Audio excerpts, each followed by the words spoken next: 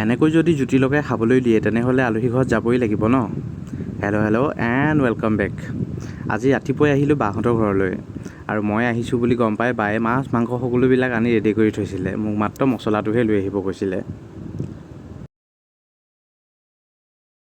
আহি পোৱাৰ লগে লগে বায়ে ক'লে যে ভাইটি মাংসখিনি আজি তয়ে বনাচোন। উপায়ো নাই, মাংস বনাই মই যিহেতু ভালেই পাওঁ।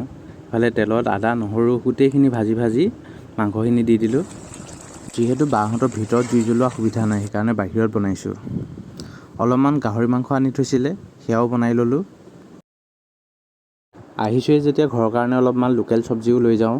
এয়া পটল ছিঙি ল'লোঁ অলপমান, তাৰপাছতে কেৰেলা, তিতা কেৰেলা আৰু এইফালে দাংবডি। এই সকলোবোৰ বাহঁতে ঘৰতে কৰা খেতি।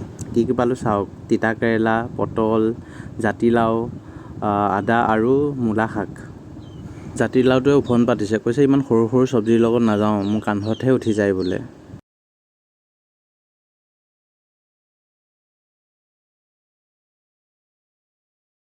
আজি মোৰ থালিখনত আছে চিকেন, গাহৰি মাংস, দালি, মাছ, চালাড আৰু নেমু, পিঁয়াজ।